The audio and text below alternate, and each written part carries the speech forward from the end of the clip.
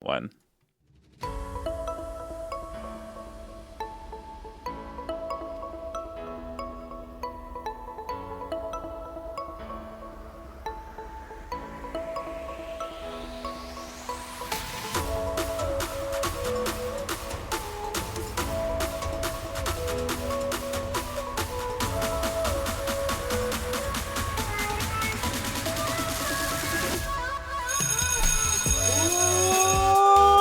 Welcome to the Game Professors Podcast, where the students have taken over and we profess our love and hate for all things video games.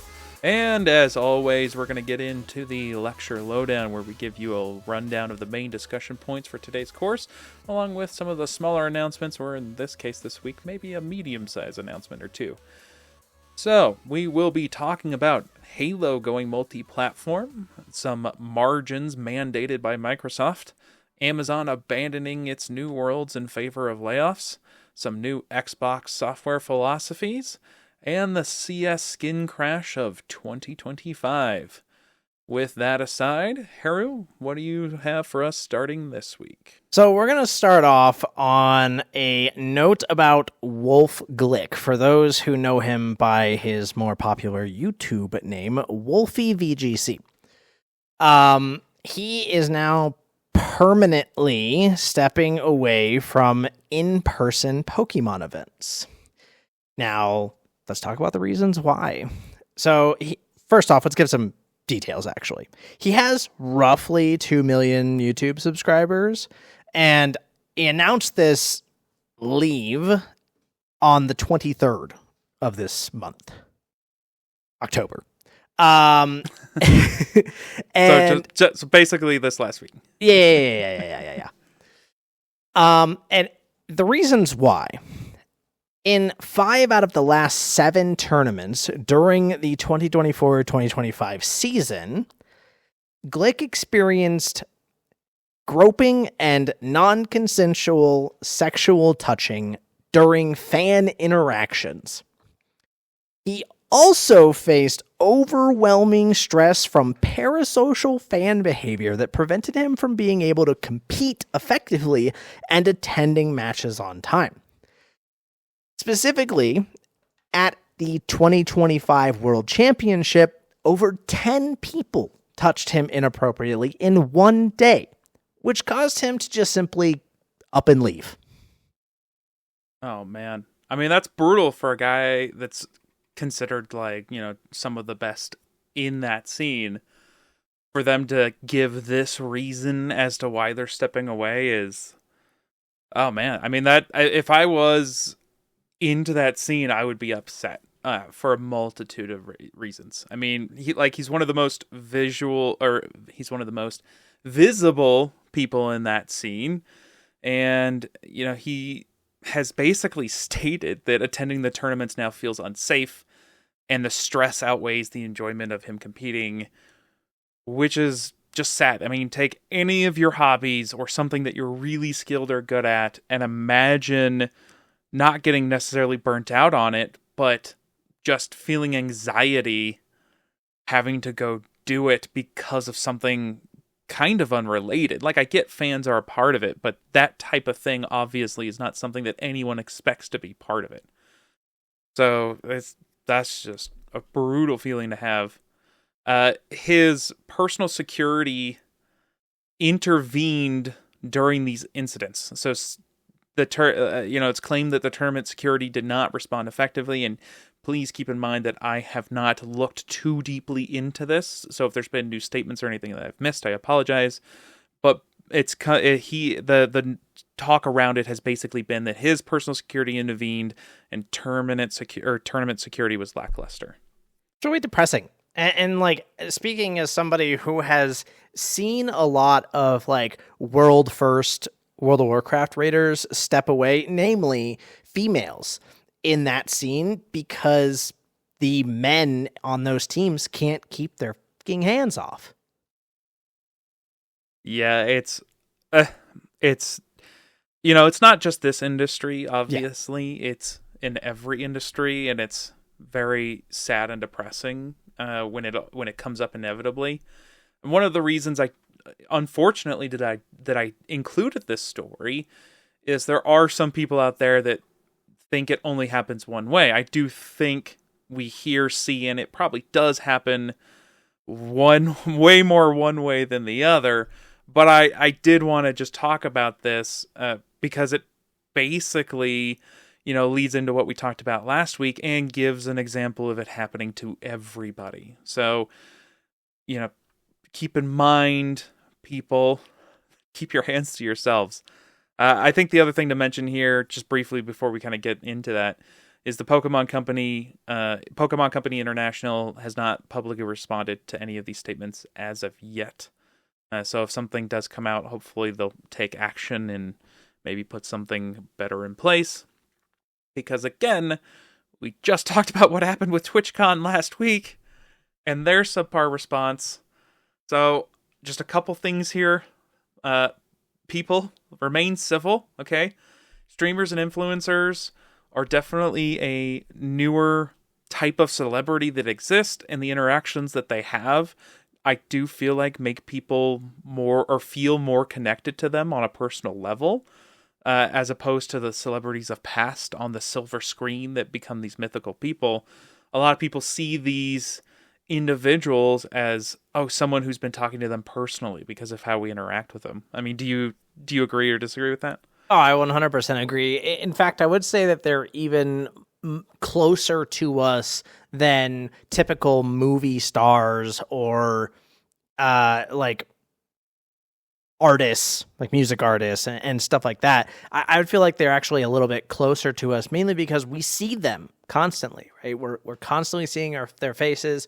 They're actively interacting with us through chat and comments and stuff like that. It is way more connected than typical celebrities are nowadays. Oh, absolutely. I agree with you already, 100%. So I think with that in mind, anybody that's listening out there, I'm not saying don't approach anybody. I'm not saying get in for the selfie. That's a part of, our culture nowadays. But unless specified otherwise, unless the streamer or influencer is initiating whatever's happening, please treat what is essentially strangers as an acquaintance, right? Like at most, don't go anything beyond that, and definitely keep your hands to yourselves. I mean, my goodness, I can't believe that we have to talk about this in back-to-back weeks, but agreed. Keep your hands to yourself. Yeah, it's depressing. But speaking of TwitchCon, on October 24th of this year, Clancy issued a more contrite statement via Twitch's official X account about the events last week. And just to reiterate, that is the CEO. Good point. Of Twitch. Yep. For those who didn't know. Some quotes taken from that statement is, quote, "We failed both in allowing it to occur and in our response following. We mismanaged our communications about the incident, and that includes the comments I made. I apologize to Emiru for all that took place," end quote. Now, Clancy obviously acknowledged the incident shouldn't have happened and stated that Twitch takes it very seriously. And the apology addressed, both the security failure and his previous interview comments, but was it sufficient? I mean, look, if there wasn't this huge backlash, is he making that statement? Would be my question. Because they made a statement in the middle of it that was subpar. And so if none of this huge backlash happens, does this follow-up statement happen? I doubt it. Yeah, and I feel like if that's what we're answering with, then I feel like no. Like it's at least until you show otherwise, it's lip service. It's all it is for the moment. It's lip service. It doesn't matter. We already saw your actual actions, both before, during, and after, and none of it makes me believe that you're actually this sorry. And did you have anything to say about that? Yeah, it's kind of like product reviews, right? If you're happy with the service, It's very few people who generally will put a review out if they're happy with it, right? Why would they put a review out? They'll just keep doing the thing or keep using the thing, right? But if you're really pissed about reviews that are either people that love the thing, nothing in between, and then people that are unhappy. Correct. It's those extremes. Yeah, 100%. So if their original statement was sufficient, then they would have, not gotten a lot of backlash. This statement would have never happened because they wouldn't ever have had to respond further. But instead, they did get a bunch of backlash, so clearly we get this. Yep. And, of course, one of the biggest people affected, Emiru, responded to the apology during a live stream on the 26th, so that's 2 days later, where she revealed additional problems with Twitch's handling of the situation. These are all claims, so if anything comes of it afterwards or proven untrue, this is just the claims that are being made. Twitch never contacted or apologized to her privately before releasing the public statement. The statement was issued without consulting her. She corrected her earlier comments, and Twitch was not cooperating with law enforcement investigations as initially claimed. And according to the San Diego police, Twitch knew the attacker's name, but actually refused to provide it to law enforcement until a warrant went through. And to end it all, which I feel like we're both in agreement for, you can disagree with me, but I doubt you will, she has stated that this will be her last TwitchCon, and after attending them on and off for a decade. So she's just not, basically at this moment, indefinitely not coming back. And I think basically everything we've said illustrates that their apology is lip service. It means nothing. Not only, again, actions speak louder than words, right? So security saw the event happen. The event was reported. It's on video, and still Twitch would not provide the information to police without a warrant, which from the letter of the law is obviously acceptable, but from an event that's supposed to be taking people's security seriously is not a serious response. I mean, it was obvious that it wasn't going to be a serious response when they failed to detain the guy in the first place. They literally let him walk away.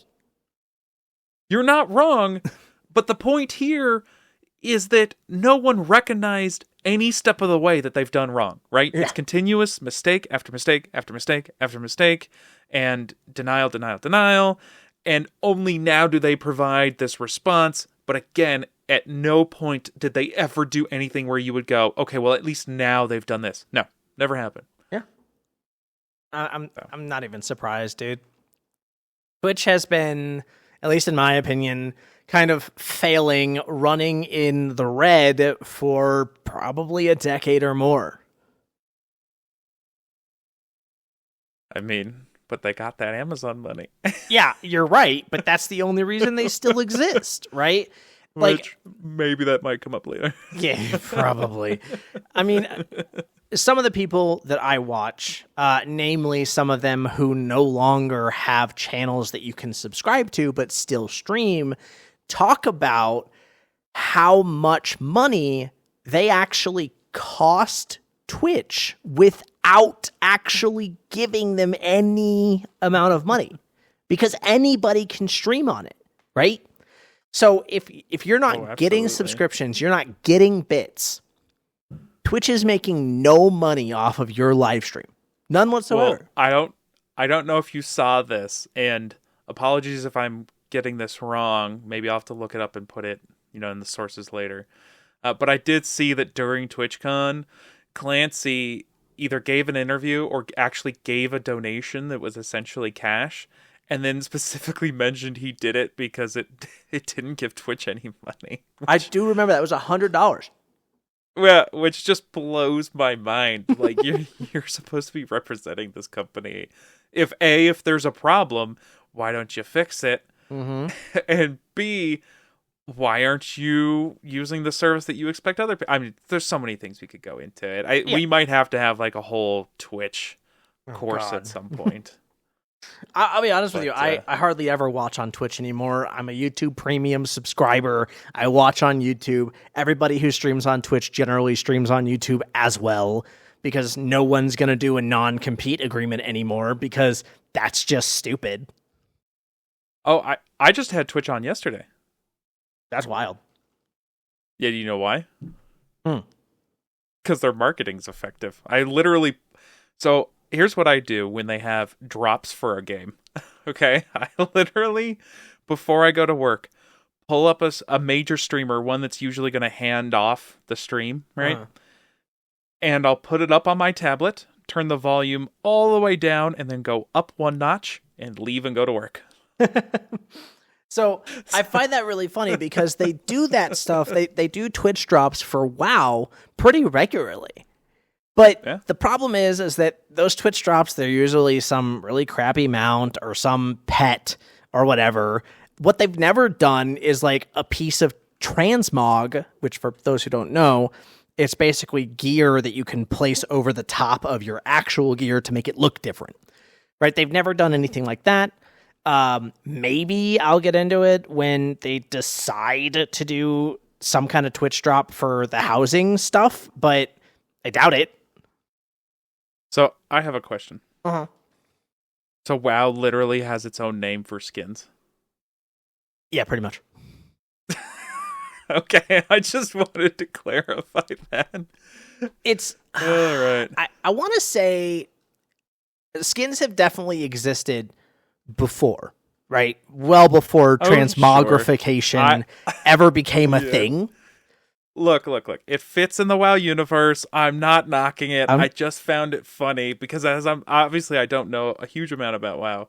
And so as you're describing this in my own mind, I was just like, well, that's a skin. Final Fantasy XIV has its own name too.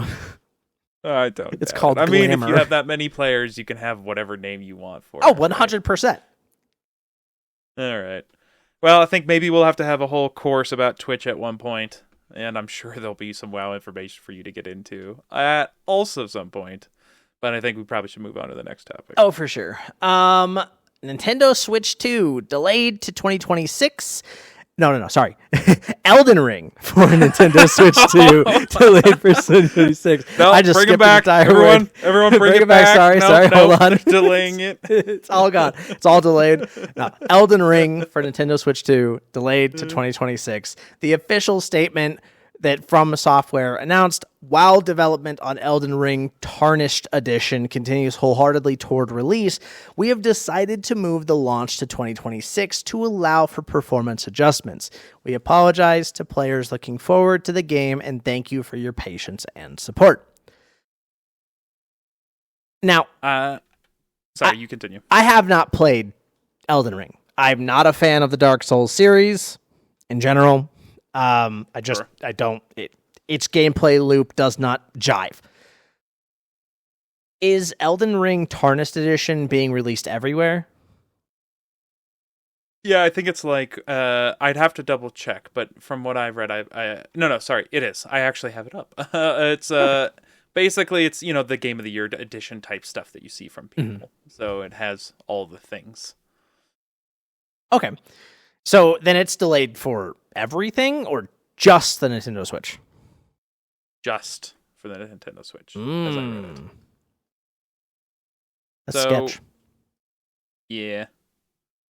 I mean, and even if they're delaying it everywhere, we already know the game came out, so it works for stuff, right?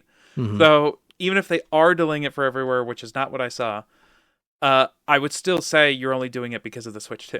That's the only new thing that they're putting it on, right? For sure. So my concern here, do you know when Elden Ring came out, by the way? Oh, God. Just take a guess. 6 years ago?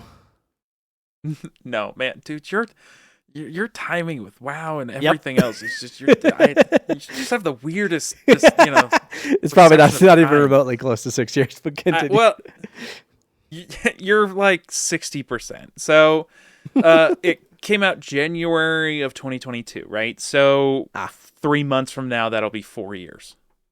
4 years, 6 years, who cares? Okay. Anyways, so my concern here is that a game that is essentially 4 years old has problems on the Switch 2. And so I have to ask the question that was the issue with the last Switch. Are major third-party titles going to struggle to run on the console, which is supposedly going to be around for another 7 years. Again, Elden Ring is a 4-year-old game. I mean, I think the simple answer was yes. Like, plain and simple. Yeah. And I have anecdotal evidence of this exact thing. Monster Hunter Rise. Okay? Monster Hunter Rise released on the original Switch. Mm-hmm. And it released a year early on the original Switch than it did on PC. Sure. Wait, is that true? I don't remember if that's true or not. Anyways. It is for this conversation. It is for this conversation. Anyways, the point is I've seen it on both, right? PC and Rise, and the Switch. And I let me just tell you, playing Monster Hunter at 30 FPS, get some help. Okay? Yeah. You need help if you think that is a good experience. We're talking about a fast-paced game. We have incredibly large monsters flying at you. We're talking about iframes that are literally harder. You have fewer iframes than any Dark Souls title out there. 30 FPS just ain't gonna do it. Yeah, but notoriously Dark Souls games are easy, so that's not really a fair comparison. Okay, buddy. just rage bait. If you disagree with me, email us at thegameprofessors.com. Oh, jeez. Oh, man. Anyways, my point is that it ran barely at 30 FPS. And if you look at the people, you look at the reviews, oftentimes mid-combat, it dropped to 20 FPS. We're talking about a game that was designed for the Switch. We're talking about a company that designed their games for the Nintendo DS, the GameCube, the game... yeah, my point is mobile, right? They've done a ton of handheld mobile stuff. So what the heck is wrong? I think the reality, personally, is that Nintendo Switch refuses to spend the money to make their consoles worth a damn, but want us to spend the money like they are. Yep. Here's the thing. They don't need to spend the money, right? Because they know they have a market. They know the market wants to buy it. They know they're buying it for their games. At least for the moment, until they get another GameCube type of situation, they don't have to spend the money. Nintendo Switch 2 is selling well, so it's just not going to be... at this point, as much as I would love to play a bunch of Nintendo games, I literally just saw that they put the Luigi's Mansion, the first one, on the back catalog of games that you can play with the subscription, which one of my favorite games as a kid. So it just, it makes me sad that I have no reason to pick up a Switch 2 because outside of those types of, nostalgia type things, I'm not really necessarily into a lot of Nintendo games, so it's just not worth it for me to pick up this console. I'd much rather have a portable PC. Yeah, I thoroughly agree. And as somebody who grew up playing like Mario, Kirby, Super Smash, Mario Kart, right? All of that stuff. I grew up playing that stuff and I loved it. And I still do. But I'm just not willing to spend the same amount of money on a worse console. Yeah, you're basically getting do you want to play some, lower fidelity experiences, or do you want to play Nintendo first-party titles, or do you want to play Nintendo's back catalog of games? If any of those answers are yes, and you're willing to pay between $400 and $500 for it, then get a Nintendo Switch 2. Otherwise, at the moment, it's just not worth it, especially as we just kind of talked about if third-party titles aren't going to be able to run efficiently or well on the platform moving forward. Your phone would Any probably last run it comments better. on that? Yeah, you're not wrong. Alrighty. Well, if you're ready to shoot your way through the galaxy consumed by greed, Outer Worlds 2 will launch today. That's October 29th. bringing Obsidian's satirical sci-fi RPG back with some sharper combat, deeper choices, and a whole lot of corpo-sanctioned chaos. The gunplay has received a major overhaul with weightier, more responsive firing mechanics and significantly expanded weapons. As with the first one, your choices genuinely matter across the entire narrative, with multiple branching paths that adapt to your behavior, reputation, and past decisions, ultimately influencing which of the several endings you'll experience, which is something that's a little bit more in-depth than the previous one. I will definitely play this at some point. I don't know if you ever played it, but I did love the first Outer Worlds. And for anyone that doesn't know, Obsidian is the company that brought you Fallout New Vegas back in the day, widely considered one of the best Fallouts. I definitely think it's up there. I have my heart on Fallout 3 for some specific missions that I remember to this day. But New Vegas, from start to finish, was amazing. There's so much good content in there. And Outer Worlds 2 was fun. I definitely played through the campaign the campaign. I definitely played through the game a few times, and at one point, just to see how far I could take it, there are no protected, or if there are, there's not many that I remember, NPCs, because at one point I just went full murder hobo on everything from start to finish. If it moved and I came across it, I just killed it, and the game let me do it. And obviously, at some point, it makes it hard to continue when everyone's dead. But it gave me the freedom to do it. And so, on top of all the actual interesting narrative stuff, it was a fun game just because of the freedom it gave you. I vividly remember that story. I think you told it to me like the next day. It was like, why? Why are you like this? Just to see if I could. I know. Don't put me on a list.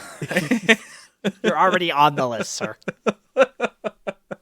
All we're doing is adding an asterisk. Okay? My FBI agent is not on this call, okay? It's fine. Don't worry about it. Chime in if you want. Nope, nothing. See? Nope, we're good. Guess not. Anyways. So I look forward to it. It'll be a fun time.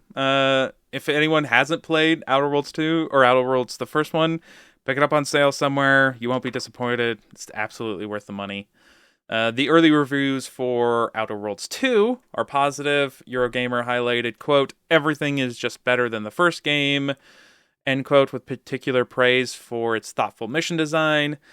However, as with a lot of games that are on Unreal Engine 5, there are some reports of performance issues. So, just be ready for some of that if you encounter it. I did see a clip initially of loading into a world, i.e. with like the landing cutscene. And oh man, the frames dropped, the stuttering started, and it was bad. I think it eventually caught up, but just be ready for that. You'll probably might experience some of that. Aside from that, the other big release this week is Arc Raiders, so you better get ready and geared up because you're going topside when the game drops on October 30th, which is tomorrow, as of this recording. Mm-hmm. Whether it's grinding away on Arc, fighting off others who you want to loot, or maybe you're just excited to get back to playing the flute, the game has something for everybody. Did you see any of those videos, Heru? No, I did not. I want to now, but I'm gonna have to see it. Dude, it's not just one either. It started to become a thing where there's I've seen at least 3 or 4 different ones where you can loot a flute and just actually play it. So I've seen so many videos of people just being Pied Pipers, talking about like, hey, with the in-game world chat, right? The proximity voice chat. Talking about, no, we're just playing, we're safe. And dude, at one point, I saw a video of like 10 to 20 guys just sitting on top of one of the tallest buildings, looking at people off in the distance, and then sending people out to go collect those people. And they had extra flutes to give them so that they could all play on the roof. I just appreciate when a game has something this silly that allows for these types of fun things to naturally happen. So, on top of the extraction shooter mechanics, I do look forward to playing it. And you have any mentions or anything you want to talk about for it? Nope, not really. I'm super excited for it. I still don't have cutting edge in WoW, and I'm mad about it. But we'll get there, and then we're just gonna play Arc Raiders. So Fair enough. Well, for anyone that doesn't know, there will be 4 rotating battlegrounds: Dam Battlegrounds, Buried City, Akira Spaceport, and Blue Gate, with a 5th map, Stellar Montes.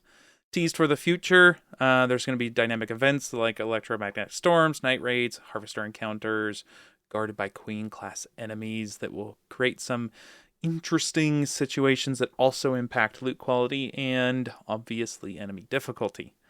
So, some new things we haven't experienced from the beta that I would like to also again clarify that we played only a little bit of. Yeah. So, I look forward to enjoying the game. I just didn't want to progress too far, with the beta and stuff like that. Well, we don't get to keep any of the loot. Exactly. So it's like, hey, are you enjoying the game? Great, cool. Well, then I'm just gonna wait till it comes out. Yeah, exactly. So getting into our first kind of bigger story for the episode, or course, as I like to call them, Halo Campaign Evolved was announced, which is a complete remake, not remaster, of Halo Combat Evolved, the original 2001 game. For anyone who wouldn't know, which has to be far and few in between, and it'll be coming to PlayStation, which ends Master Chief's 2-decade run as the defining Xbox mascot. It's a new era. Notable updates will include updated 4K visuals, remastered music, and re-recorded voice lines, which is an interesting touch that I'm not sure we necessarily see often. 3 brand new prequel missions, including Master Chief and Sergeant Johnson, set before the original game's storyline, extended arsenal of weapons, vehicles, and new enemy types, and skulls. If anyone doesn't know, those are the Easter egg / collector's items that you can find in-game, and then once you find them, you can equip them to modify your game. There's all kinds of things from just being silly and crazy to actually making the game way more difficult, and of course there's achievements for equipping some of them and playing through the campaign with them. It's definitely an awesome thing that I kind of wish some other games copied, because it would make actually finding those hidden items worth finding, because it modifies your gameplay. So they'll have more and some newer ones for people to find. It in an interesting turn, especially because, if anyone doesn't know, Infinite actually scrapped that co-op initially until they finally gave up and brought it. It will feature 2-player couch co-op on all console versions and 4-player online co-op available on console and PC. It will have full seamless cross-platform play, shared progression across Xbox and PlayStation and PC, which should be interesting because obviously a lot of PlayStation fans will be getting access to Halo for the first time. So any Xbox people that want to run through the remaster with any PlayStation friends will be able to do so without having to buy one console or the other, which is nice. However, for any Xbox fans, as we've talked about a couple weeks now, this isn't the first major Microsoft franchise that is making the jump to PlayStation. Gears of War Reloaded will also be coming to August in 2025, sometime this year, and Forza Horizon 5 as well, on top of the other ones we've mentioned in previous courses. So Microsoft's becoming a publisher. Halo Studios community director Brian Gerard officially stated, "It's really, quote, it's really a new era. Halo is on PlayStation going forward," end quote. And Halo will be a third-party franchise going forward, end quote. Xbox President Sarah Bond recently called the idea of exclusive games antiquated, which we have mentioned before, stating that people have evolved way past locking games to one device or store. Any comments on any of that, Heru? It's kind of a big deal, in my opinion. Oh, I mean, it's definitely a big deal. I mean, granted, I've been out of the Halo space since Halo Reach stopped being popular, but I mean, I always enjoyed Halo in general. I mean, all of my friends were like, Master Chief this, Master Chief that, and I was just like, but Cortana. So Right? it's gonna be an interesting reality, I think. A remake going back to the original concepts, while bringing in some modern flair, has definite value. As we've seen with other titles such as World of Warcraft, which brought back Classic, and Final Fantasy, which remade Final Fantasy VII.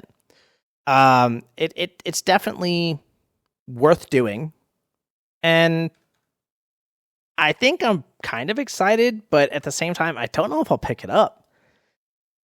The issue that I have, Halo was great on a controller because I was able to separate the overly competitive side of myself and be able to just like play on a controller and just vibe.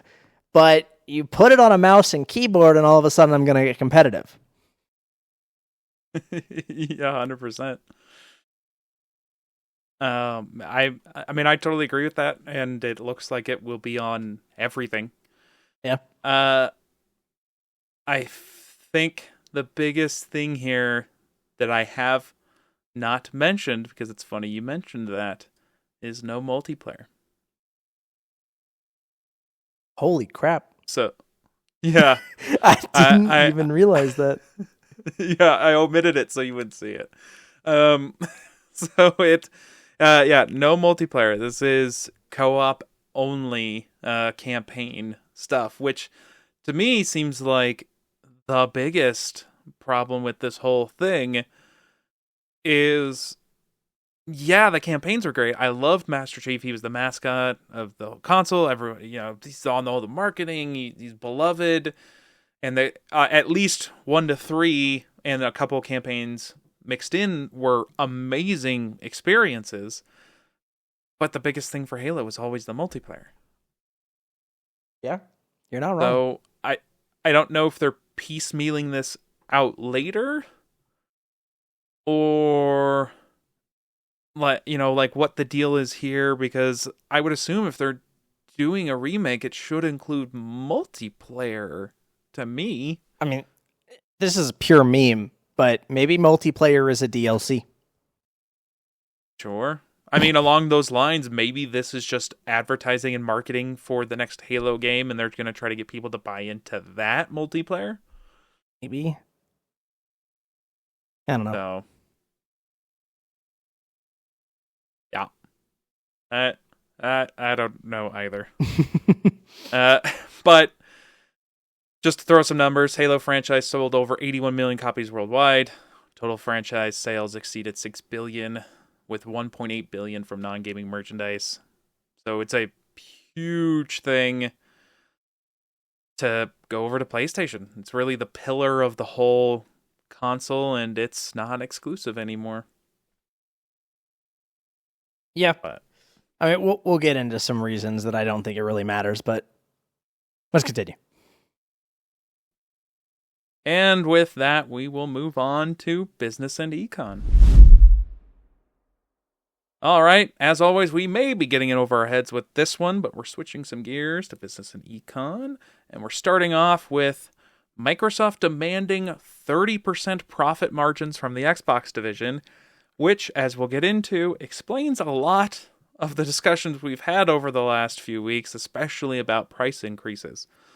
So Microsoft's chief financial officer, Amy Hood, set a aggressive target for the Xbox division to achieve 30% accountability margins, and that's in quotes, accountability margins, which is Microsoft's term for profit margins, back in 2023.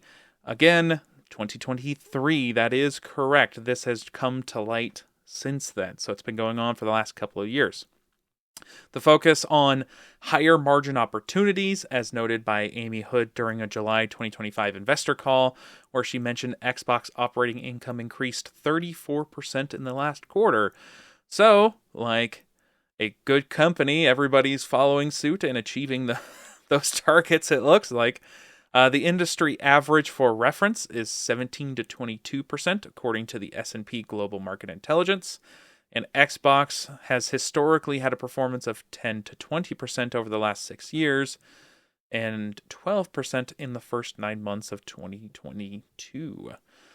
Industry analysis from S&P Global Analysis, Neil Barbour, is how I'm going to pronounce that name, stated that a 30% margin is, quote, unusually reserved for a publisher that is really nailing it, end quote, achievable only during peak years or by exceptional performance publishers.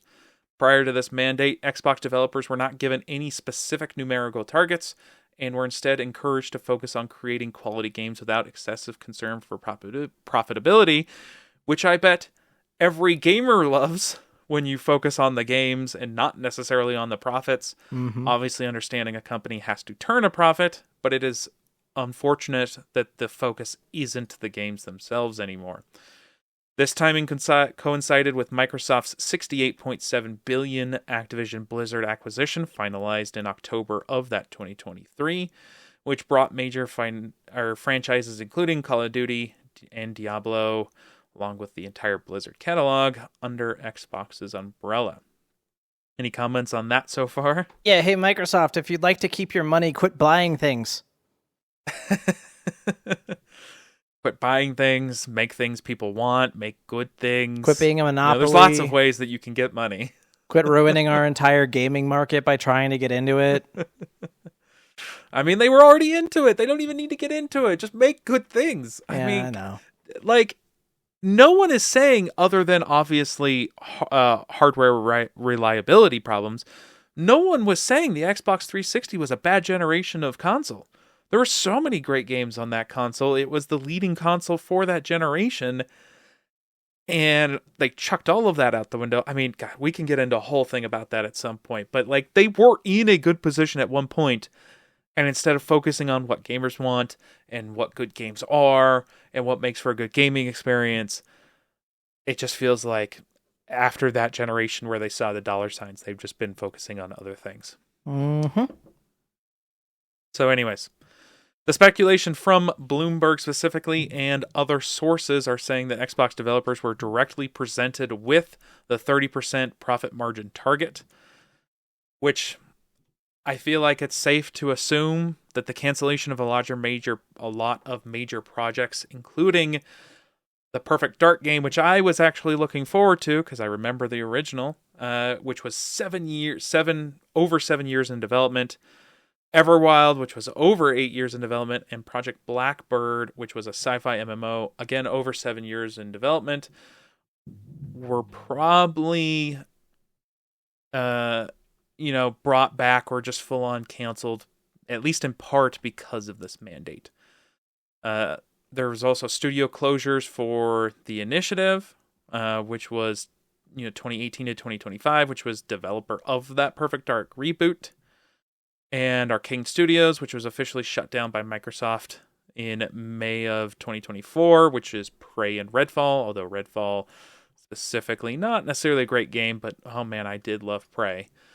Tango Gameworks, which was the Japanese studio best known for the award-winning Hi-Fi Rush, and Ghostwire, which people did enjoy, Ghostwire Tokyo, which people did enjoy, and the Evil Within series, which was also shut down by Microsoft in June of 2024. That company was later purchased by Krafton, which is of the PUBG fame. So at least the studio didn't go away, but there was a time where it looked like they were just fully shut down before a month later when they were sold.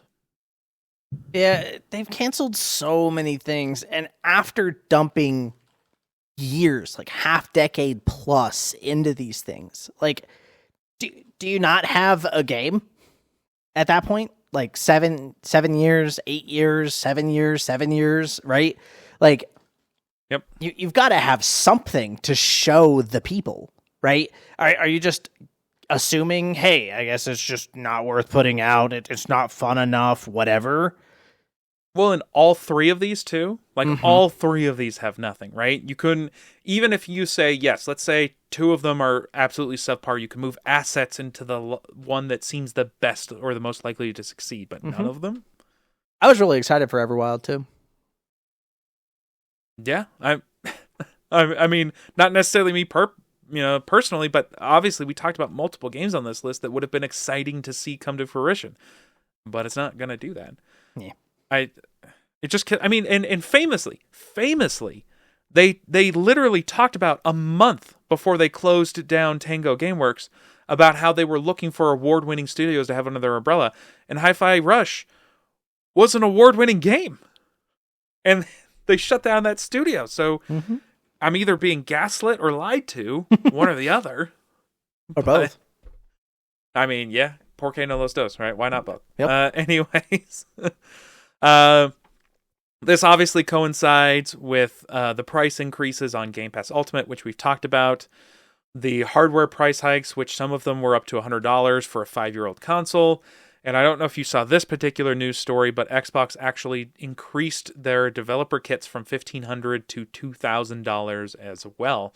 So not only is it hitting consumers, it's also hitting developers. Which will hit consumers. Yeah, exactly. That's just double dipping on consumers at that point.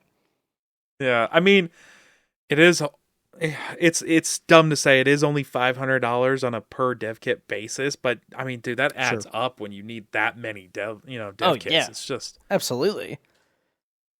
Like, how do you hit higher profit margins? Do absolutely nothing to provide greater value, but increase the price. That's your answer. Yeah, don't provide me a better gaming experience. Don't provide me something I want or that people have been asking for. Just buy something else, put it on your thing, and then put extra prices on there saying, "Hey, we bought a thing, so we need to increase the price to make back our money." It was like, yep. If you don't have the money, don't buy the thing. Anyways. Yep.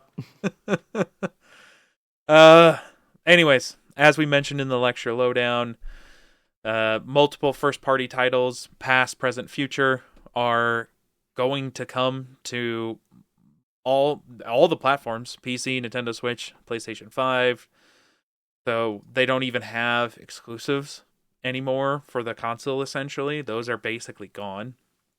An unnamed spokesperson in the article I read, which is in our sources, made a statement defending the strategy. Quote, "We look at the business as a whole, balancing creativity, innovation, and sustainability across a diverse portfolio of offerings. Sometimes that means making hard decisions and stopping work on things that are no longer working." End quote.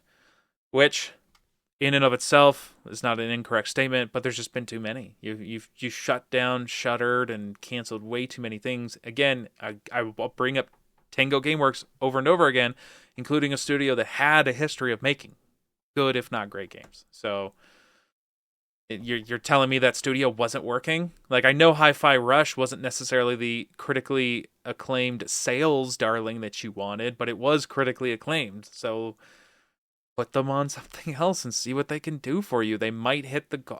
It just drives me nuts. Nadella, the Microsoft CEO, is set to receive a $96.5 million pay package for 2025 fiscal year, which is his highest since taking the position.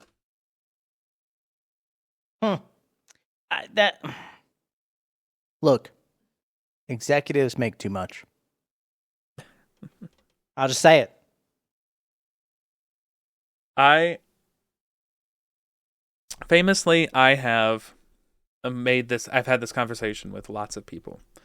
I do not have a problem with CEOs making a lot of money. The buck is supposed to stop with you. Whether or not it does is a whole different conversation. But the buck is supposed to stop with you. Your whole life essentially is that job. You don't really have any time off, although a lot of the CEOs obviously take time off, but it is supposed to be your whole life, day in, day out. I don't have a problem with them making a lot of money. I do have a problem with them making obscene amounts of money, as do a lot of people, and obscene is going to always be a personal perception and preference type of thing on what that amount of money actually is. But I do think on a company that is laying off tens of thousands of people, $100 million pay package just seems a little tone deaf, I feel like. Oh, 100%. Like, you're bringing home... Is this an extra $100 million? Like, beyond his usual salary? That is a good question I don't have an answer to. Fair enough. I mean, look, their usual salary is already incredibly high. We're talking these people can work for 1, 2, 3 years and retire, right? Sure, they'd have to live like us, right? They wouldn't be able to live in the lap of luxury. They'd have to live million. Right.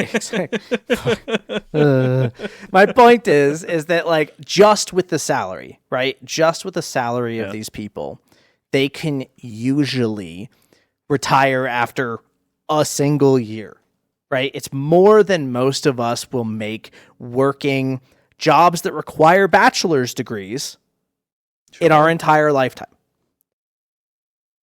So I continue. Not to mention the fact that the bonuses that they get for a single year are often higher than our salaries. Yeah, they're very high. Meanwhile, they're like, "Oh yeah, but we're giving you 4% of the profits as a bonus." Where's the other 96% going? Dude, it's we don't have to get that deep. Again, no, it's not even that. It's that if the company was doing well, nobody would have a problem, right? Sure. If everyone was staying employed and they were, bringing on new people and, everyone was doing well and getting paid well, no one would care about what the CEO is being paid. Yeah. The problem is that the company is constantly laying off people. The divisions aren't doing well. Mm-hmm. And you're getting this amount of money for what? What are you getting this money for? Like, to your point, okay, investors are happy, but is the company really in a good place? I will always bring this up, so you'll hear me say it multiple times, but one of my favorite stories was Satoru Iwata. Do you know who that is? Not off the top of my head. That would be the Nintendo CEO who passed away in 2015. One of my favorite stories from him, or just in general about him and Nintendo, is that Nintendo obviously was riding a high with the Wii, right? They were printing money, making hand over fist. That little plastic box was gold. And then they put out the Wii U, which was a commercial and critical flop, right? It conceptually, you could see what they were going to, especially with hindsight with what the Switch became. But at the time, it was the wrong place, the wrong time, the wrong clientele. They weren't going to sell that to most of the people that bought a Wii. It just wasn't going to do well, and it didn't do well. And Nintendo started to lose a lot of money. Keep in mind, even though they made a lot of money with the Wii, this is coming off the GameCube generation, which they didn't make a lot of money. So now, essentially, in 3 console generations, they have 2 flops. So, when it came time to cut back and roll back and lay off people, famously, he refused to do it. Instead, he took multiple 50% pay cuts so that he could keep people on and employed because he believed in those employees and believed the company would turn it around. And unfortunately, with his passing in 2015, he never really got to see the full success of the Nintendo Switch, which is a little sad part of the story, but clearly he was right. The Nintendo Switch, which was designed under his tenure before he died, was a massive success and continues to be a massive success. And he, even during hard times, didn't have to lay anyone off because he personally took pay cuts. That is what the CEO should be. The buck stops there. You can make gobs amount of money when things are doing well. And honestly, you should. If you're at the helm of a company that's doing well, you should make lots of money. You're, for the most part, heading the ship, right? Just like the captain gets paid more on a ship, which obviously he should because he's in charge. The problem is that if things aren't going well, you shouldn't be making these obscene amounts of money. You should be figuring out ways to keep the good employees. I'm not saying you can't lay anyone off, but you should figure out ways to keep the people that have made you successful in the past. Yeah, I mean, I thoroughly agree. If the company's doing well, you should do well. But that also means your entire team should do well. Not just wrong. You. And if you're not doing well, then your job as the leader of a company is to make a sacrifice because you make buttloads of money anyways. Make the sacrifice so that your team can continue living their lives and continue working for you, assuming that they're not doing anything wrong. Well, and to be clear here, no one's saying you can't trim around or, lay off some people, but like to get bonuses and lay off tens of thousands is just a bad look. Oh yeah, absolutely.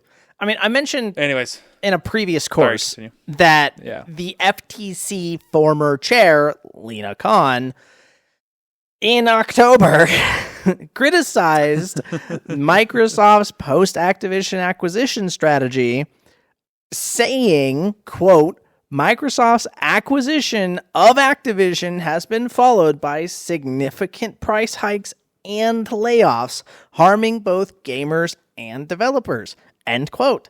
And we're talking massive layoffs. Like, we're talking thousands of employees affected across multiple rounds. Something along the lines of 9,000 workers were laid off at Microsoft overall, with a heavy focus on the gaming division. Which, look, you buy, Activision Blizzard King, right? A lot of people forget the King in that. King makes a hell of a lot of money. In fact, King Mobile specifically, if anyone doesn't know. Yep. If you look at ABK, if you look at their numbers in the past, King often made more than Activision and Blizzard.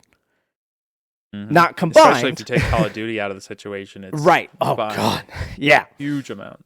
But, if you compare those same numbers, 9,000 layoffs, to the 2023 to 2025 from other companies in the industry, approximately in that same time frame. Yeah, in the same time frame, approximately 1,500, a little bit more Sony employees across all divisions, roughly 600 employees from Riot, a total of about 4,800 from the Embracer Group, which is like Deep Silver, THQ Nordic, Crystal Dynamics, and Eidos Montreal, and a couple of others. And roughly 2,900 for Ubisoft, right? Same exact time. The company period. That was going under and dealing with a hostile takeover. Exactly. And ended up being sold. Exactly. We're comparing those to a company that has had, would you argue, record profits? Yeah. At least in the gaming side, right? They made Xbox.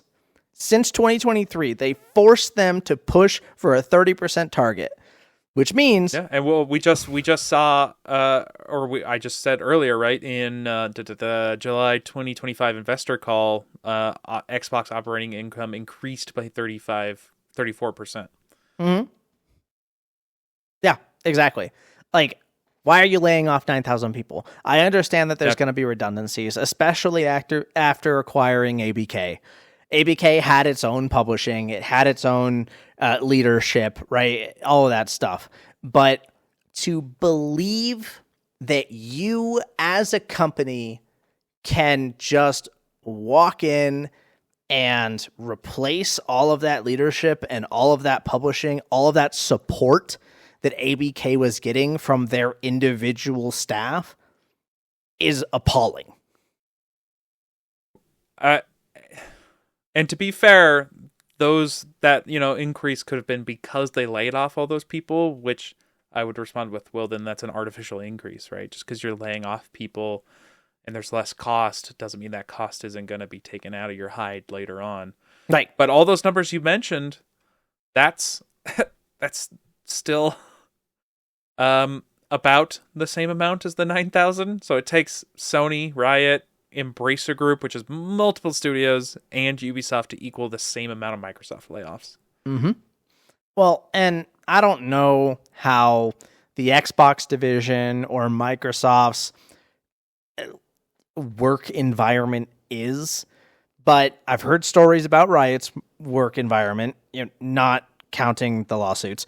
Same thing with Blizzard's, again, not counting the lawsuits. Especially their game development studios, they trust their developers to do right by the company. Yeah. Usually there is trust involved, whether or not it's Trust well placed. Fair. But, like, fool me once, right? Yep. Fool me twice, shame on me. Yep. I mean, we'll get into it a little later, but, like, you better provide some amazing hardware, because there's very little incentive for me to buy an Xbox / specific Microsoft piece of hardware with just everything that's coming out. So I agree. You better hit your hardware out of the park for me to be interested in that. And on top of that, I honestly believe that they would have a better time releasing a stripped down Windows, like Windows gaming, right, as an operating system that you could just slap on a freaking computer. I honestly think they would succeed better. You hold that thought. Oh, I will. Hold that thought. Oh, man. Was there any other numbers you want to throw at us? Not really. I think it's obvious at this point. I mean, that's fair.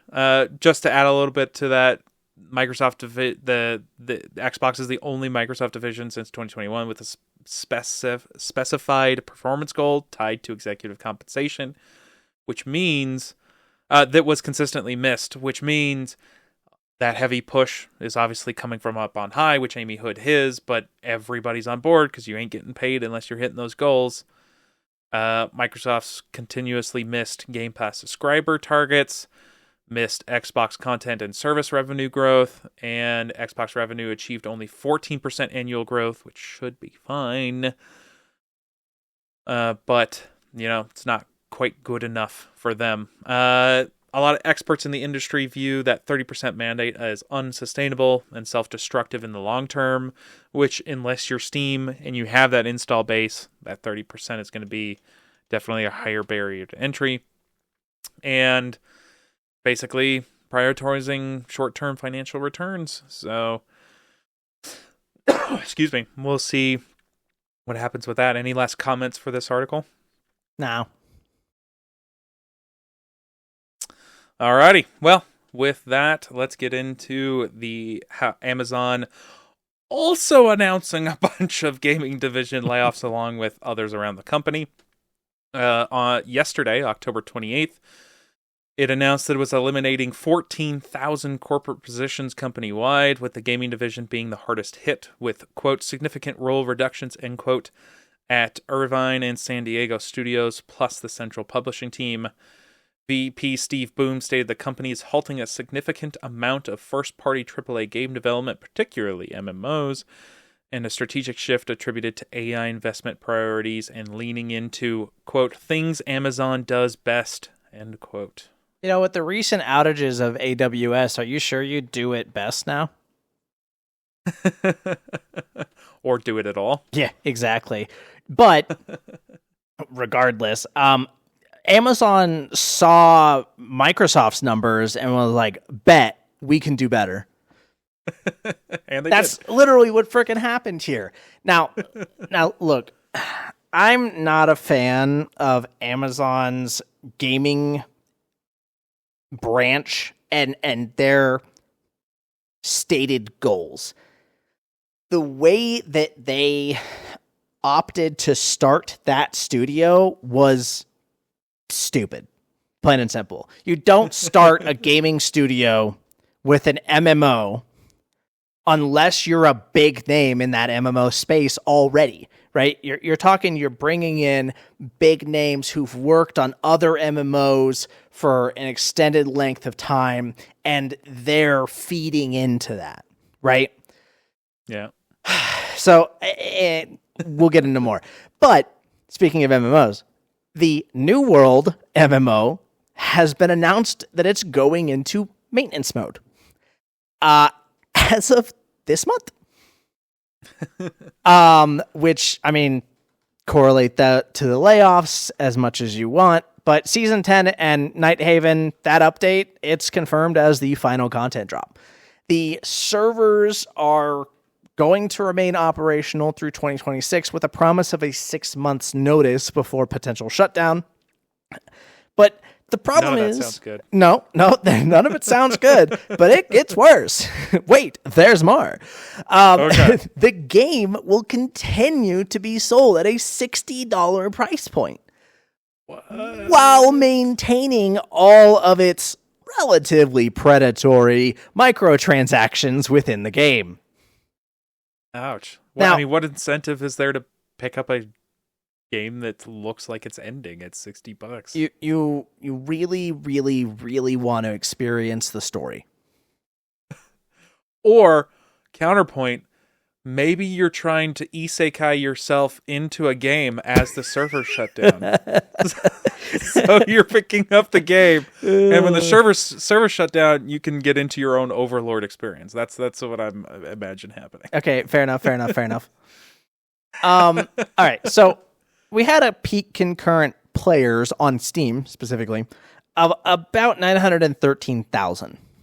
The player base has obviously significantly declined since launch, but it's kind of weird, right? MMOs, they have a very, very weird content cycle of like players coming back and leaving and coming back and leaving. Yeah, for content drops. Yeah, exactly. So October 2021, roughly 900,000, like I said. November, 350,000. You've already lost 2/3 of your player base. December, 145,000. You've already lost another half. January of 2022. You've now lost another 30,000 with only sitting around 117,000.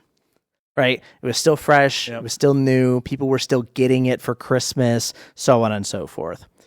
February of 2022, you're now down to 67,000.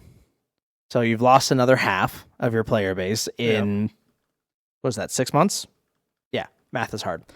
And from there, it basically sits at the 30,000 mark until October of 2022, which I'm presuming is probably the ramp up to another patch, where it ramps to 69,000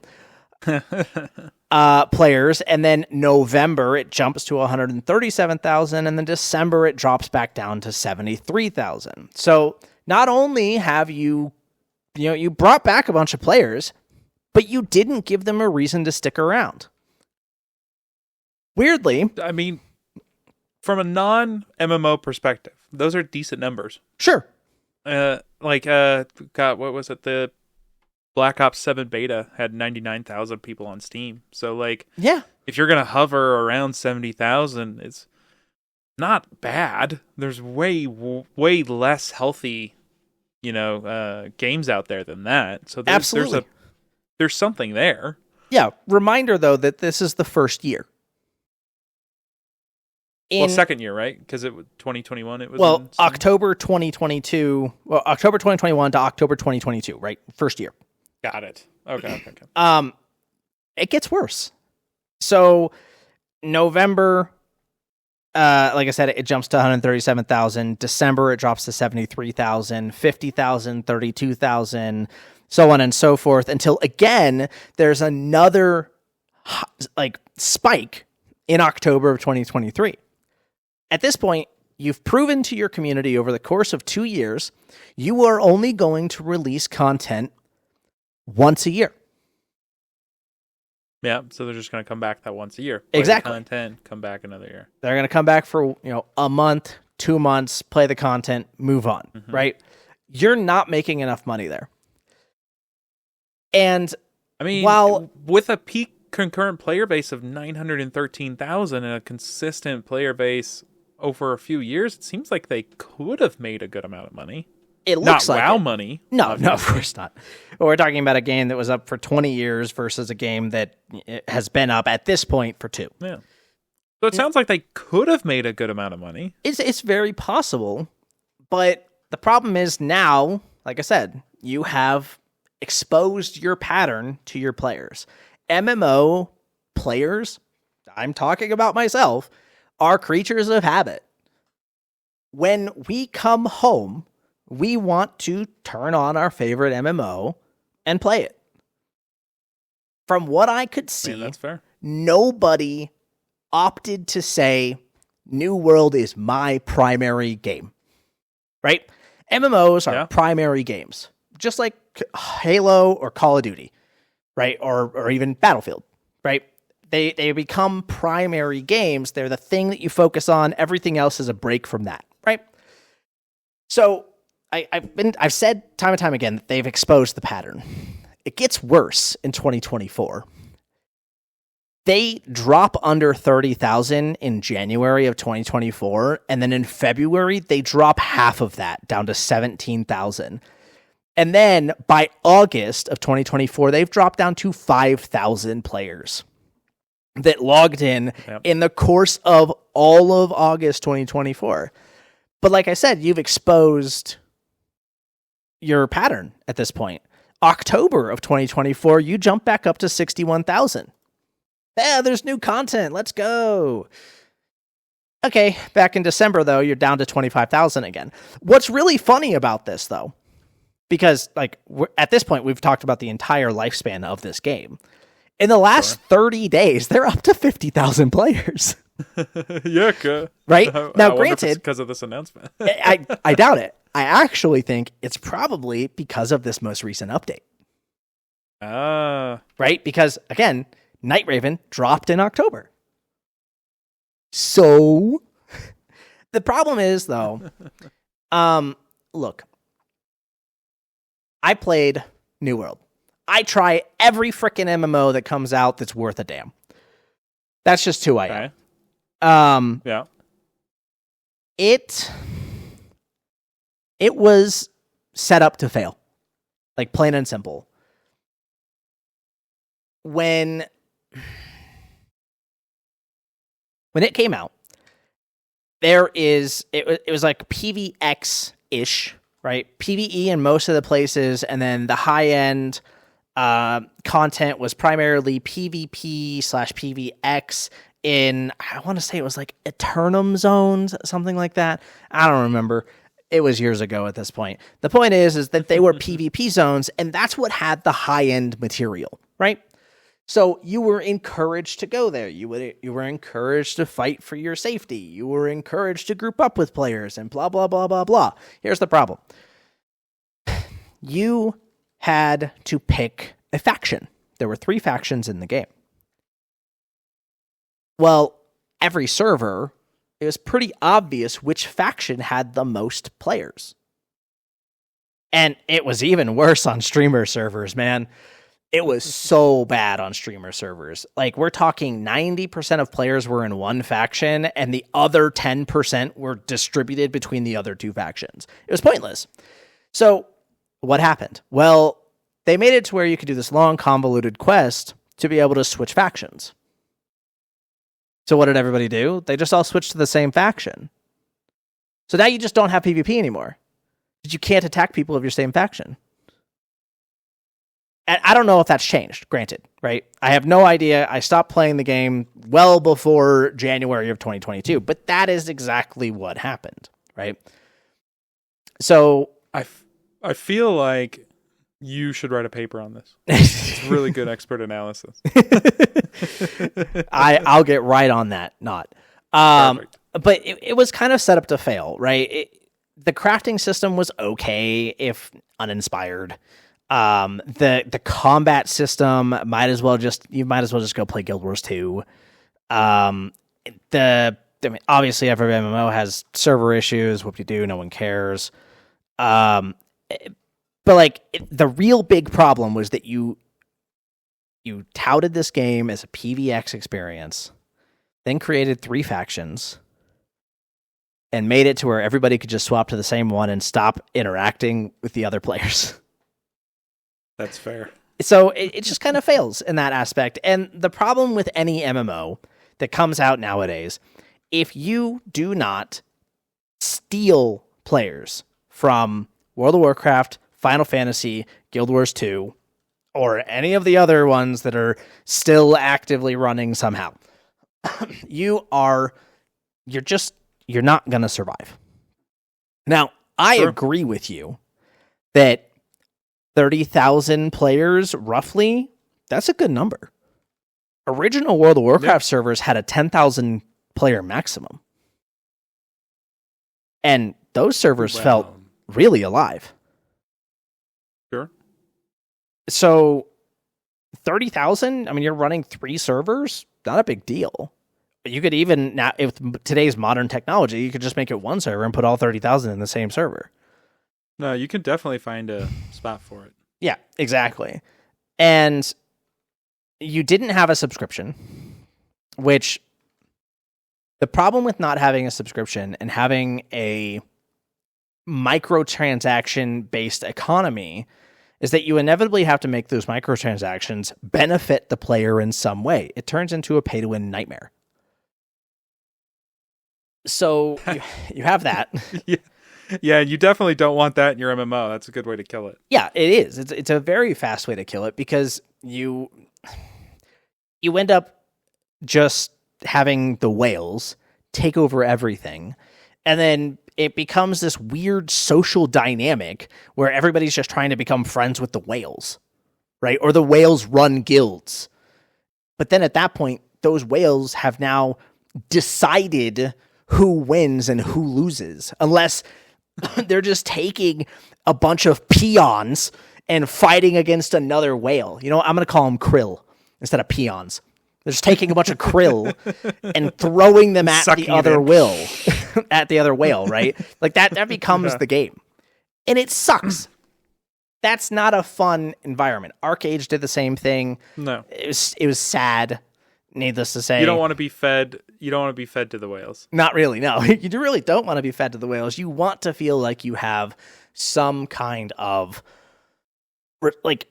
actual response to people who have put hundreds of, if not thousands of dollars into the game, right?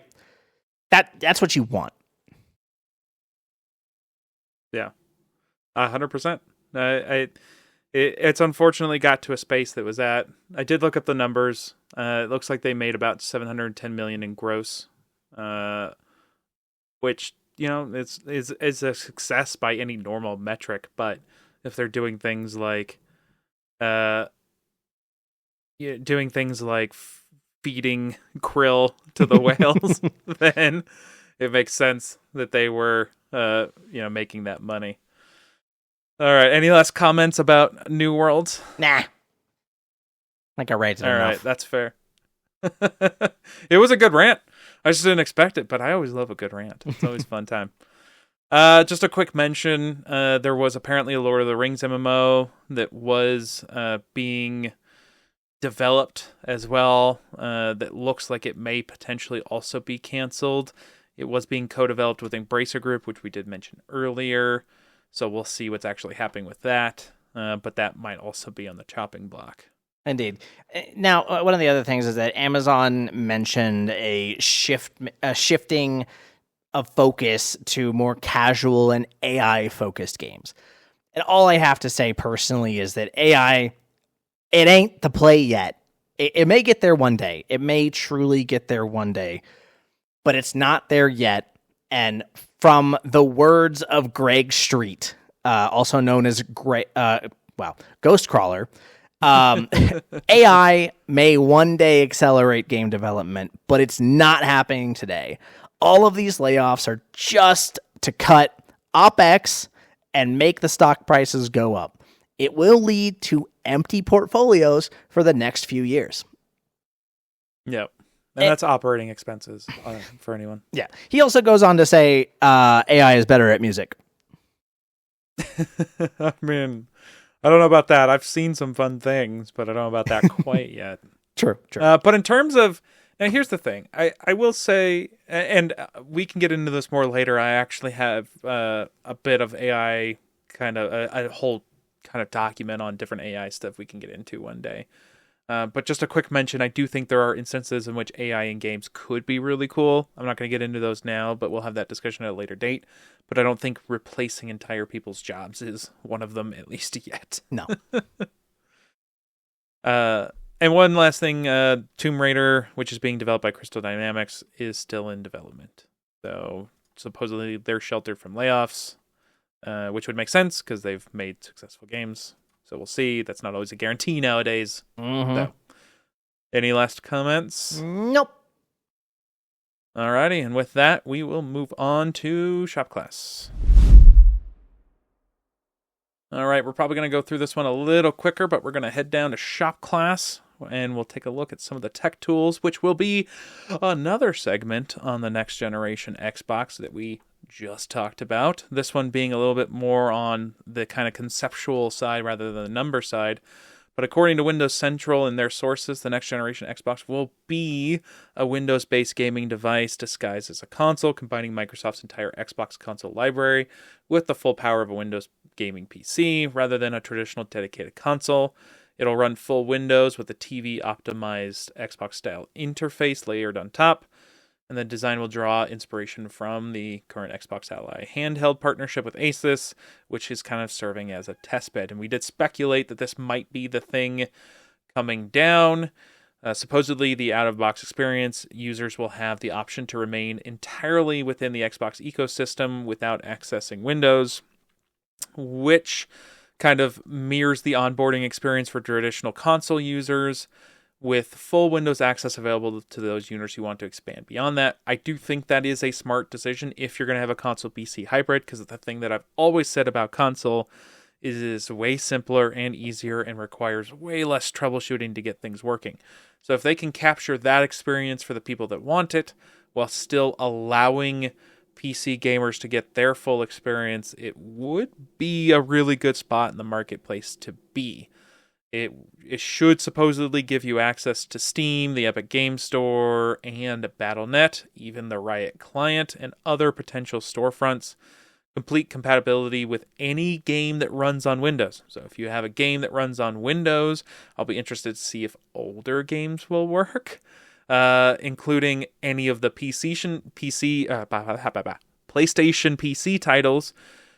It would be interesting to not only see Halo on PlayStation, but because you're running it through Steam, you could potentially see God of War and other PlayStation exclusives running on technically an Xbox.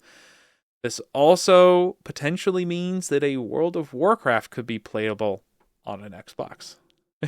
Any comment on that? Man, so many comments. I don't want to dig too deep into it, but I'll hit some highlights. So, number one, I've talked about the add-on change where they're pulling back on combat add-ons. A lot of people are like, oh, they're doing this because of console, blah, blah, blah, blah, blah. And, well, they kind of proved us right. Right? At the end of the day. They're like, oh, yeah, look, here you go. On console, World of Warcraft, playable via Battle.net. Look, no one's surprised. Microsoft bought them. World of Warcraft was going to console. That was just going to happen. One of World of Warcraft's primary failures compared to Final Fantasy XIV is that it wasn't playable on consoles. It's not even, to my knowledge, fully compatible with a controller yet. And to my knowledge, I do not know of any news article, interview, or anything that has stated that World of Warcraft Midnight, the next expansion, is going to make the game fully controller compatible. There are mods, there are add-ons that will let it work, and you can rebind a bunch of stuff. But at the end of the day, if you can't install an add-on on this console PC hybrid that Xbox is trying to design, then it's just not gonna happen.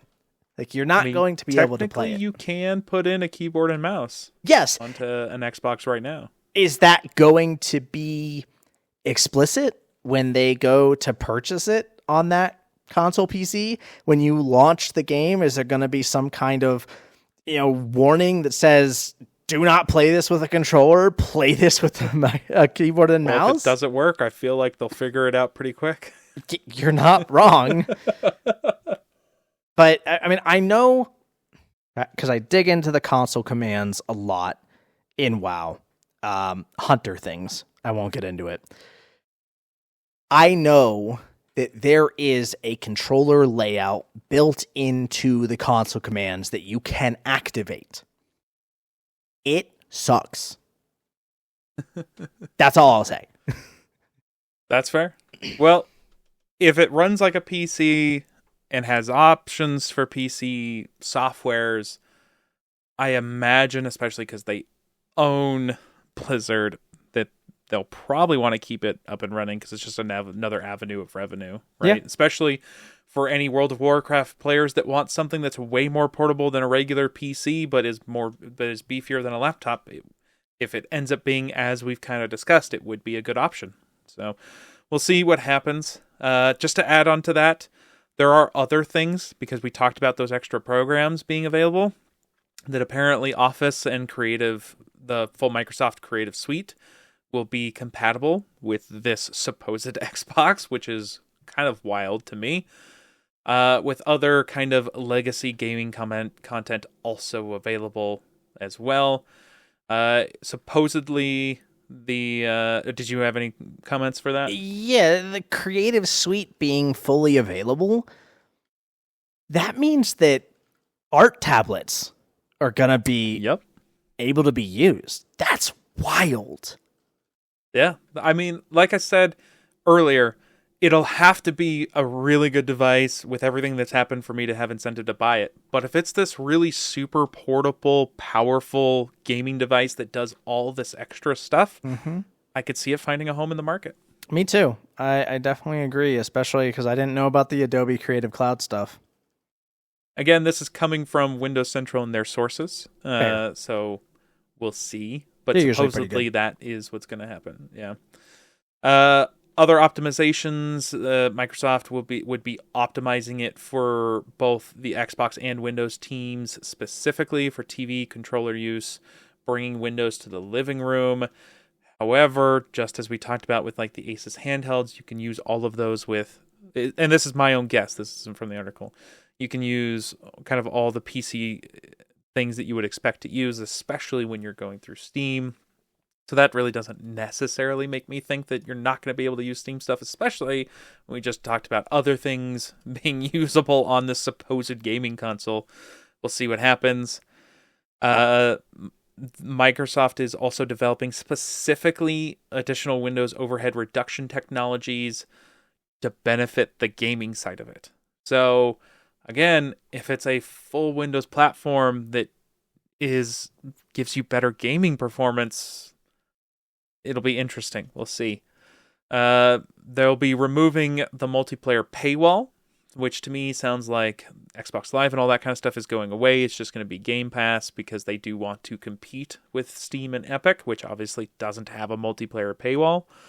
And for developer incentives, supposedly it'll be a 12% revenue share cut as opposed to Steam's 30%, which would obviously, again, be attractive to developers for publishing on specifically the Xbox ecosystem rather than a third-party Steam marketplace.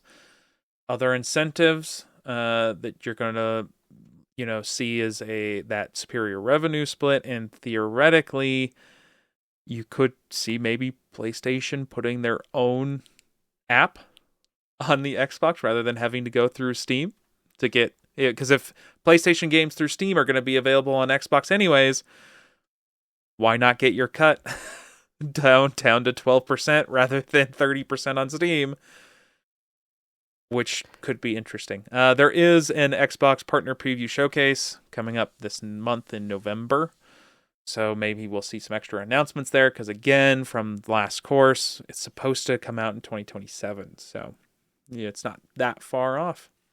Yeah, I mean, I don't see people being developers and publishers trying to limit where they're putting games. Microsoft would have to put out a buttload of money to keep someone on just their platform, right? Steam has way too big of an audience. Like 12% 18% just not enough. I mean, you're not wrong, but if you're PlayStation and you know you're going to come to PC anyways, what if you try to get a few sales beforehand and delay the PC release and put it out on the Xbox PC console for, 6-month exclusivity? I don't even know. Well, I mean, we don't even know if that's how that's going to work, right? Steam. Like, we have no idea. No, if that's how it's just an idea. Like, if because the idea is that it would be open, so PlayStation could develop their own PC PlayStation app, right? That they sell their games on. So in theory, you could create their own PlayStation PC app and retain 100% of the money. I see what you're saying. Yeah. Who knows? I mean, because then PC they could look at it and say, "Hey, PC people, if you want to, if you want it, here you go, but gotta get it through our stuff." But yeah, so we'll see. Again, all speculation, just more of an additive to what we talked about last week. Any other comments on this? Nope. Alrighty. With that, we will move to the final-ish segment, free period. All right, free period is what we're hitting now, and it's basically anything that grabs our interest, as we've talked about before. Now, this could really go into business and econ, but as you've already experienced, it's already a longer segment this week. So, put it in its own segment, because I think it deserves its own segment. But for anyone who's not familiar with the Counter-Strike skin scene, it went through a major upheaval this last week when Valve fundamentally changed the way that some of the higher skins operate and basically crashed the whole skin economy. So, for anyone not in the know, there's different tiers of items that come from essentially loot boxes. They're called cases. You open them with a $2.50 key, which you have to initially buy from Valve, but you can trade those keys. And then the highest tier items you previously could not trade up to. And they were very low percentages. You're talking like under 0.5%, sometimes like 0.26% for a super rare drop. And even though Counter-Strike had a trade-up system where you could bring together 10 skins and then sacrifice those 10 skins to get a higher tier skin, which would be based off of a percentage random choice from the collections of the skins you submitted, you couldn't do that with that super high tier stuff. So you could only get it from the cases, which would make those items be super valuable. You're talking anywhere from a few $100s to tens of thousands of dollars. Like obscene amounts of money. There were some unique ones that could get, $250,000, but most of them were, in that $10,000 range for the super rare stuff. You couldn't trade up for it. The only way you could get it was from opening the box, which again, very low percentage of getting. Now, what ended up happening, because there are Steam trade limits, is third-party sellers basically facilitated all of these exchanges. So you would go outside the Valve ecosystem, outside of Steam, and third-party websites, you would sell these skins on those websites where the money would be exchanged, and then the skins would be traded on Valve, on Steam, rather than anywhere else, because you still had to get it to the person, but the money exchanged hands elsewhere, meaning Valve wasn't getting a cut of any of that money. Now, we can talk about speculation later, but what ended up happening is Valve put out an update that allowed you to trade up for those super high tier skins. Now, before the update, the CS2 skin market capitalization was at $6 billion, meaning all of the assets and things that were out there were valued at $6 billion in total. After the update, within 10 hours, they lopped off $2 billion in value.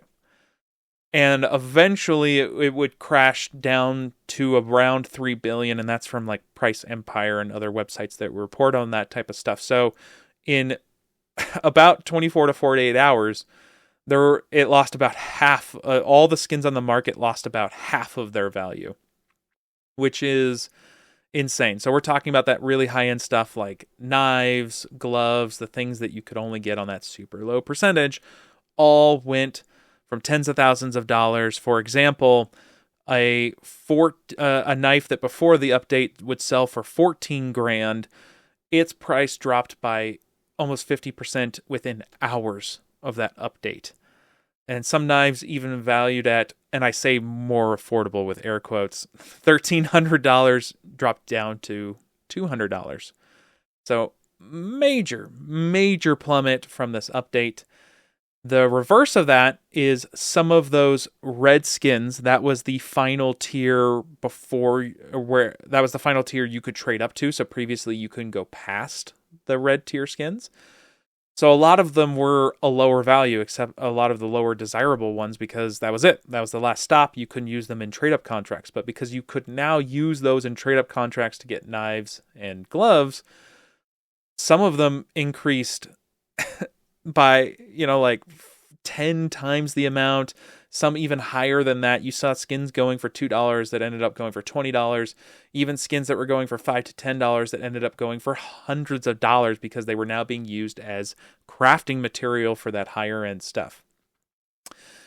So I saw a video of a Counter-Strike pro player, and this even happened to a major Counter-Strike streamer, OniPixel, but the pro player looked at his the value of his entire Steam inventory, which a lot of these third-party websites with plugins would calculate the value for all the skins. This pro player, his entire Steam inventory had a value of $59,000. And after the update, 24 hours later, it was worth 18 grand. So damn. Yeah. So he lost a lot of money, and keep in mind, not all of these pros are worth millions of dollars, right? So some of this could be kind of devastating to quite a few people. Even some players who got lucky with knives and skins were reporting losing thousands of dollars on just some of their single high tier skins that they had, and it's just brutal to a lot of these people. I think the biggest thing, though, is because of how much money was involved here, there was an actual investor market, essentially. And a lot of these people who had actual portfolios of skins, so they would trade and sell on highs and lows, just like you would a regular stock market, lost, tens of thousands, if not hundreds of thousands of dollars. And unfortunately, this obviously led to some mental health complications. And so even the subreddits that deal with CS skins and trading had to start posting mental health hotline numbers because people were threatening to kill themselves. And in quite a few cases, it seemed like some people actually did. There is a lot of trading of skins that came out of China, and there are quite a few creators and investors in China that ended up, unfortunately, self-deleting. So it ended up being a pretty bad case at some point with a lot of people who had money involved. So if anyone's having any sort of mental health issues out there, I feel like I can safely say that we recommend that you do get some help, and that it's never worth it to hit that final backspace button. So any issues that you may be having now with money, there are resolutions that you can go through to get through it. So please, anyone, make sure you go get the help that you need, and you seek out that assistance, because it's never the end. Agreed. That sad note aside, a lot of excited players, or a lot of casual players, ended up being excited because there were a lot of players who had those red skins that ended up making a lot of money because they were just sitting in their inventory. And a lot of people that couldn't afford skins because, again, how many gamers are going to spend $1,000 on a skin, unless you're playing Elite Dangerous. Well, those are actual ships. But point being, there's not a lot of gamers out there that necessarily can spend the thousands of dollars on skins. So with a lot of these prices coming down, people could actually afford a lot of these rare, higher tier skins than they couldn't before, which I do think is kind of the point of a game, is people being able to afford stuff. And yeah, there's a continue. Look, sad note aside, like you said, I don't know that I can recommend putting your life savings into playing a game marketplace for real money. No. The same thing happened with Diablo 3. Do you remember the real money auction house for Diablo 3? I do remember the stories at the time, yeah. Yep, exactly. There are people who literally bought houses off of the real money auction house of Diablo 3. And a game can change there are at players any who moment. Made millions absolutely. on the skin market for CS, absolutely. Would it be great to be able to actually just grind infinitely and make real money in real life? Sure. But a game can change at any moment. Yeah. It can change at any moment. They can make any update they want. Yes. Just like Diablo, the problem is that the market is at the behest of a single company. Mm-hmm. And so if that company decides that their goodwill is over, or that they don't like a way that something's operating, or they don't believe that they're making enough money because none of the high-tier skins are being sold through their system, then they can. They can make any changes they want. And while obviously in the regular world, the stock market itself has its own ups and downs and risks and can be volatile as well, the problem is that generally it is not controlled by a single corporation or even a single country, although they obviously have a lot of influence. And in this case, the company in charge decided to make a change and it crashed the whole thing. And things lost a lot of value that don't have intrinsic value in and of themselves, other than the fact that they were rare. So, yeah, even though I personally do like sticker trading on Steam, sure, it's not something that I've ever put enough money that I couldn't afford to lose into. Yeah. And that's you're gambling, right? That 100%. It's effectively gambling, because like gambling, especially in a casino, the house always wins. Always. Yeah, and if the house isn't, and in this case, if the house isn't making enough money, they can change the rules to make sure they win. Correct. Yeah, that's just kind of the reality. I don't know that I don't even like this as a reality, right? I've known about this for a long time because I've known you for a long time, and I know we've talked about this. I've been a part of it, yeah. Yep. Yeah. But I've always hated it. I am not a fan of loot boxes in general, even if they are purely cosmetic, because it is extremely addictive to people. And 100%. Look, the mental health aspects of it, and putting aside the change that cost people thousands upon thousands of dollars, right? Putting that change aside, how many people needed to put in that same amount of money just to even get the skin in the first place? Because if your goal was, I'm going to put $1,000 into keys and boxes. I don't know if you had to buy boxes, I'm guessing.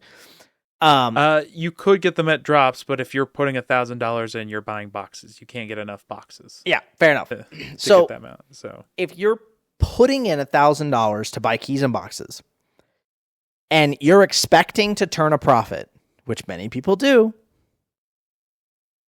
but you're gambling. Uh-huh. You're just gambling.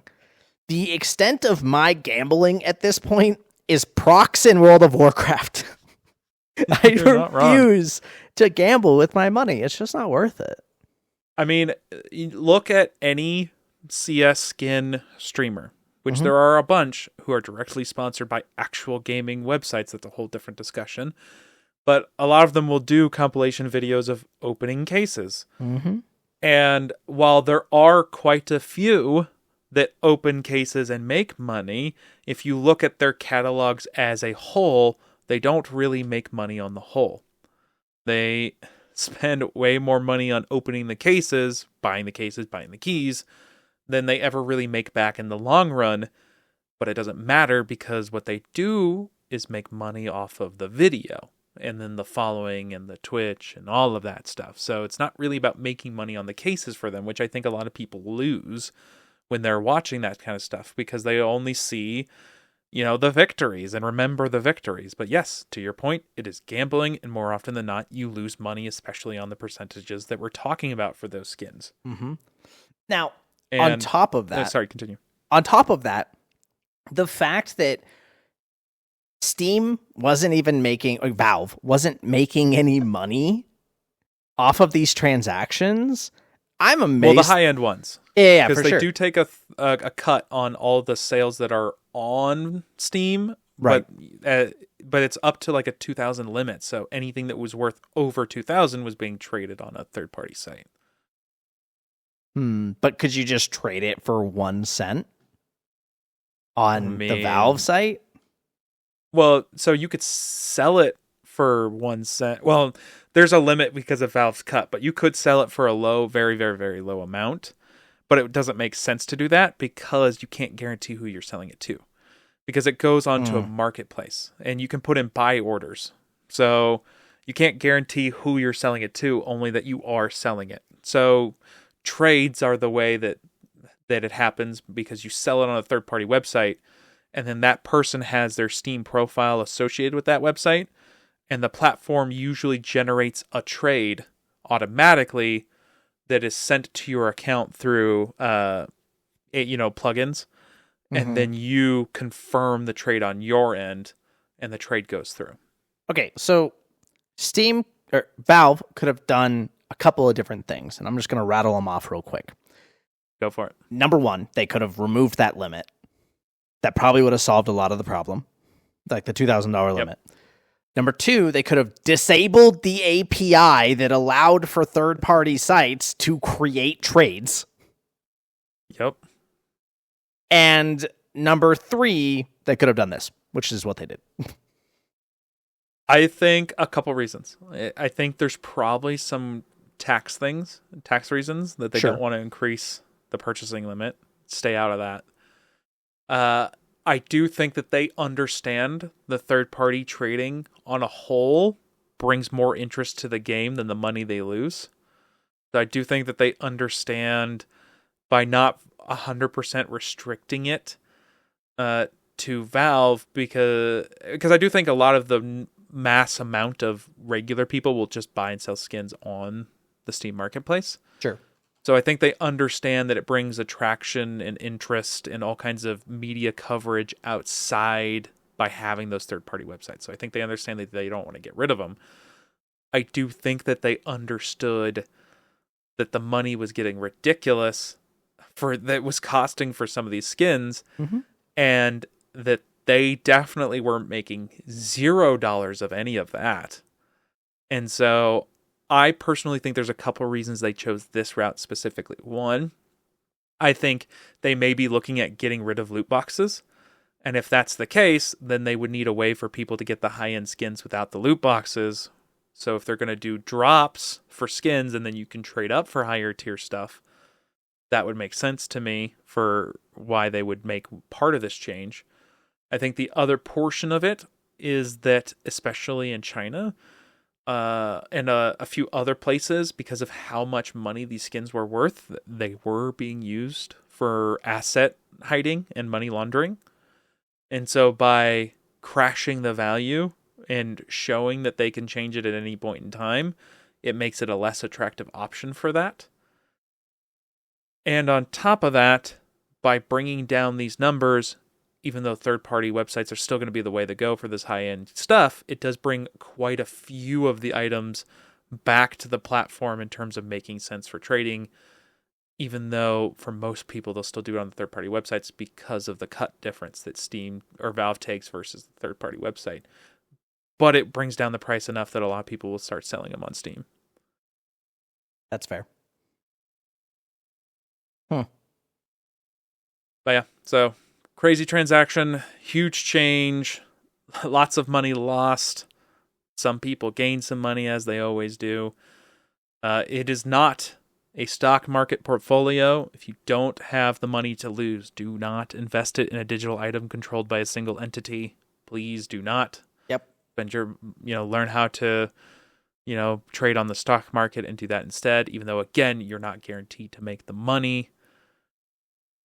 But yeah, so I think that's kind of where I end with that. To be honest with you, I had a couple items that were affected, but I never traded in the tens of thousands of dollar items. Right.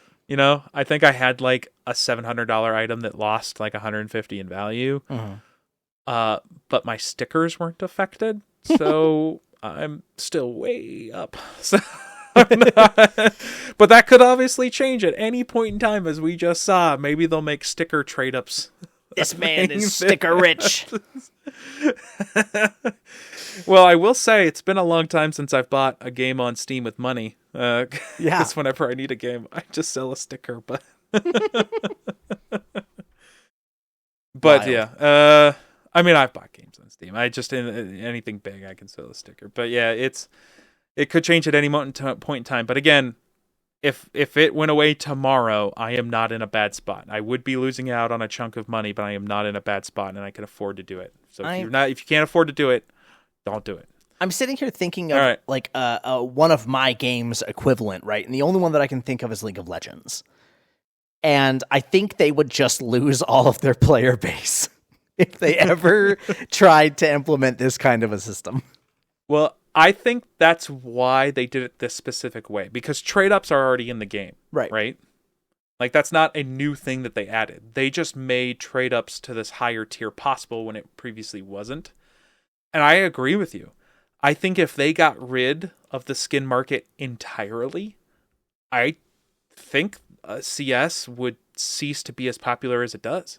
I mean, fashion statements as a whole for society is a huge thing. And just like with League of Legends skins, if there wasn't a rarity to a lot of these skins, like if that just fully went away, because again, you can only do so many trade-ups on the market because the supply of the trade-ups is still limited. They didn't increase the supply, right? Yeah. So there will be an influx of the higher super rare stuff, but that will still stabilize at some point. So there are still things that are very rare, and I think that brings a lot of interest to the game. People play the game, they see somebody with a rare skin, it's a jealousy type of thing. I really want that thing, so you try to get something that makes you have, like, it's a whole cyclical thing that happens, right? I mean, would Pokemon cards be as sought after as they are if there were no super rare ones to be found that could get PSA graded? Probably not. No, like that's the thing, right? It adds incentive, and even though there is a game to play for CS and there is a healthy competitive scene, just watching the pros and all the different skins that they have and the super rare skins they have, it's its own thing. So. Yep. Yeah, they can't get rid of it either. I do think that they made this change to heavily modify it, but I don't think that their plan is to get rid of it. On that note, if you have your entire life saving in Pokemon cards or Magic cards, don't do that either. But, everyone knows all nostalgia things always keep their value. Sure. That's why I know people that still have Beanie Babies. Same. Wow. Of course I jest.